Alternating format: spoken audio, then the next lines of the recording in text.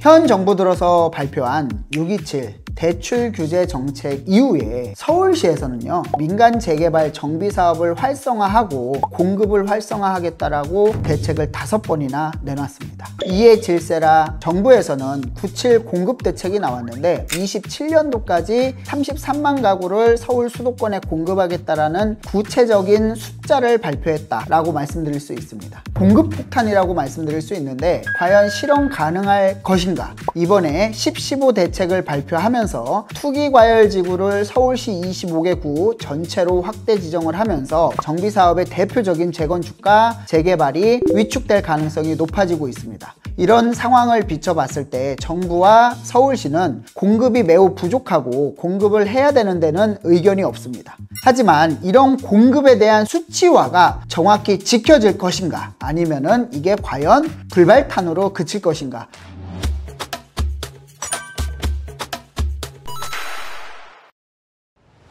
안녕하세요, 반갑습니다. 여러분과 함께 투자의 시작을 설계하는 부동산 채널 이충민의 부말리입니다. 정부와 서울시가 공급 부족한 거에 대해서는 이견이 없지만 공급에 대한 주도권자, 민간 주도냐 정부 주도냐에 따라서는 의견이 굉장히 대립하고 있습니다.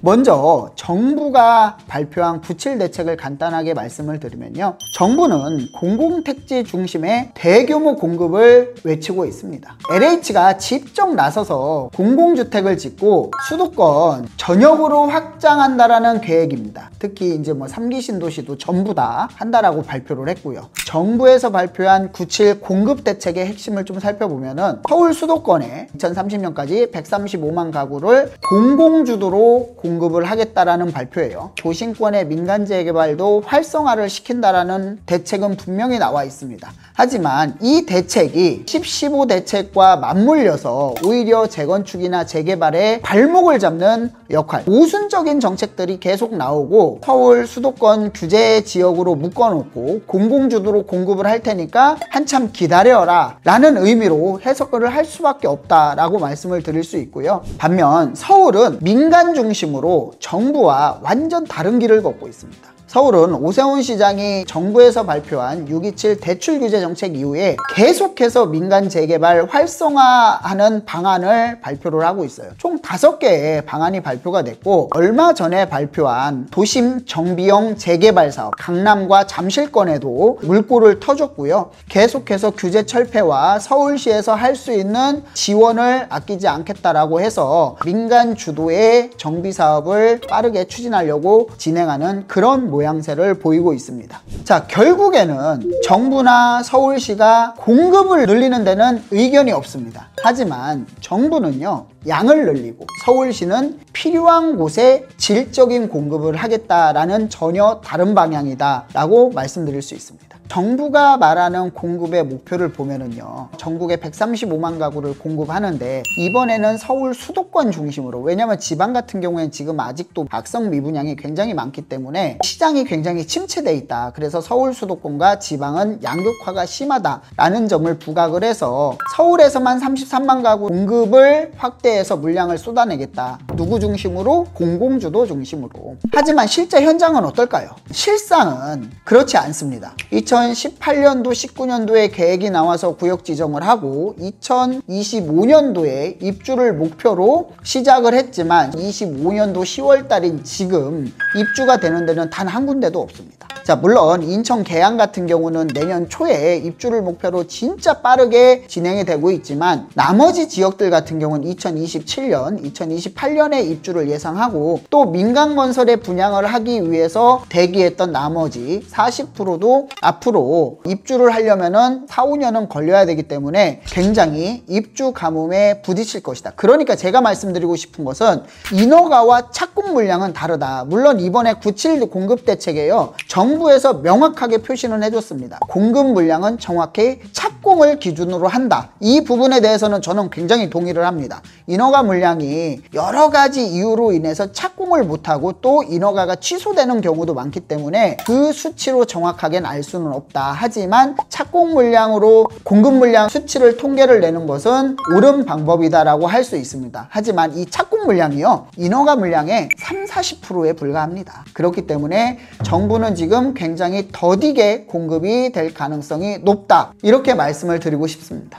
자, 반면에 서울시는요, 정부에서 발표한 공공주도의 9.7 공급대책이 발표한 이후에 2번의 정책을 냈습니다. 9월 18일 날 도심 정비형 재개발을 활성화시키겠다. 도심 정비형 재개발은요, 신속통합기획구역이나 모아타운과는 좀 다르게 복합적인 개발이라고 말씀드릴 수 있어요. 왜냐하면 신속통합기획과 모아타운은 주거시설 위주로 공급이 된다면 도시정비형 재개발 사업은요, 역세권 위주로 가능하다. 왜냐하면 업무지역, 상업지역, 주거지역, 복합공간을 개발해서 용적률 인센티브를 많이 주겠다라는 취지라고 볼 수 있습니다. 그리고 또 9월 28일 날 또 대책이 발표가 됐죠. 2031년 동안 31만 가구를 공급을 하겠다. 그런데 여기에서 가장 눈여겨볼 부분이 뭐냐면, 우리가 가장 선호도가 높은 한강벨트, 서울 아파트 가격이 오르면 한강벨트 위주로 오르고 강남 상구 위주로 오르는데, 그러다 보니까 오세훈 서울시장은 그래, 니네가 원하는 지역에 공급을 빨리 많이 해줄게, 한강벨트 위주로 민간 중심으로 공급을 하겠다, 이렇게 발표를 했습니다. 서울시에서 이렇게 민간 주도로 정비 사업을 활성화시킨다라고 하더라도 아유, 재개발 그거 얼마나 오래 걸리는데, 조합원들이 많은데 그게 재개발이 쉽게 되냐? 차라리 공공주도가 낫지, 정부에서 하는 게, 이렇게 말씀하시는 분들이 계신데 정말 큰 착각이라고 말씀드릴 수 있습니다. 서울시의 재개발 구역이 1000군데가 넘고요, 나만 모르는 거지 다 모르는 건 아니거든요. 이런 부분에 대해서 굉장히 우려하시는 분들이 많은데, 정비사업뿐만이 서울 도심에 공급할 방법이 없어요. 제가 정비사업에 대해서 간단하게 좀 정리를 해드리면요, 서울시에서 속도를 18.5년에서 처음에 5.5년 단축해서 13년으로 단축을 했는데, 이번에 928 대책에서 또 1년을 단축해서 12년까지 하겠다. 물론 평균을 그렇게 줄인다라는 얘기지 전체 다 12년 안에 하겠다라는 건 아니에요. 100% 믿을 수는 없지만 서울시에서 그만큼 노력을 하고 있다는 것은 의심의 여지가 없고요. 신속통합기획구역 같은 경우에는 심의 하나 볼 때마다 1년에서 2년 정도 걸리는데 8가지의 심의를 통합심의를 해서 6.5년을 단축을 하겠다라는 겁니다. 굉장히 빠르게 진행이 될 것이고요. 하지만 뭐 제가 항상 말씀드리죠, 갈론만 간다, 무조건 다 되는 건 아니다 라고 말씀드릴 수 있고, 두 번째는요, 도시정비형 재개발 사업 활성화입니다. 서울시에서 굉장히 밀어주는 사업이라고 볼 수 있어요. 용적률 인센티브를 굉장히 많이 주거든요. 서울시에서 우리가 가장 필요한 지역이 어디예요? 역세권입니다. 바로 역세권. 아무래도 직주 근접이라든가 대중교통이 편의가 용이하기 때문에 실질적으로 역세권 활성화 사업이 따로 있었습니다. 하지만 역세권 활성화 사업이 워낙에 요건이 까다롭다 보니까 도시정비형 재개발 사업으로 역세권 활성화를 시키겠다라는 취지라고 볼 수 있어요. 도시정비형 재개발 사업은 주거와 상업과 업무가 혼재되어 있는 지역을 용적률 인센티브를 줘가지고 복합개발을 하겠다라는 겁니다. 조합원들의 이익은 극대화시킬 수 있지만 아무래도 여기가 상가랑 업무시설이 혼재되어 있다 보니까 동의서 진구가 좀 오래 걸립니다. 사업기간이 신속통합구역보다는 조금 더 길어질 수밖에 없다라고 말씀드릴 수 있고요. 그리고 마지막으로 모아타운입니다. 사업 규모가 제일 작기 때문에 빨리 될 수 있다라고 생각하시는 분들이 많이 계신데, 실질적으로 정비사업은 규모의 경제라고 볼 수 있어요. 면적이 많고 조합원들이 많으면 물론 어렵기는 하지만 사업이 진행되면 진행될수록 거기에 대한 프리미엄 가치가 굉장히 높아지기 때문에 여러 가지 규모의 경제 면에서 모아타운이 상당히 이 정비사업 중에서는 가장 느리게 진행이 된다라는 점을 구분하시면 될 것 같습니다. 자, 이렇듯 정부에서 주도하는 공공주도의 공급과 서울시에서 주도하는 민간주도의 공급, 물론 이번에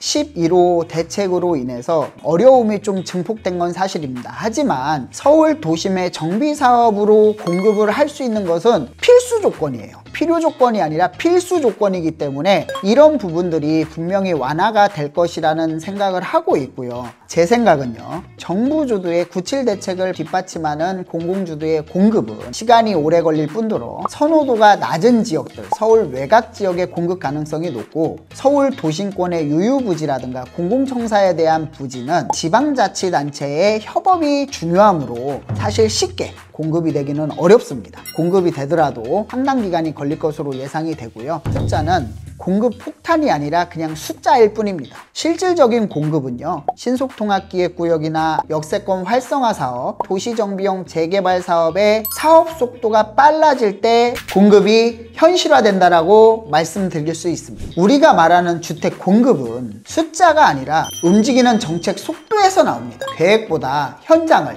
발표보다 착공을 봐야 합니다. 우리는 숫자 뒤에 숨어있는 맥락을 봐야 합니다. 지금까지 여러분들과 함께 투자의 시작을 설계하는 부동산 채널 이충민의 부말리였습니다. 감사합니다.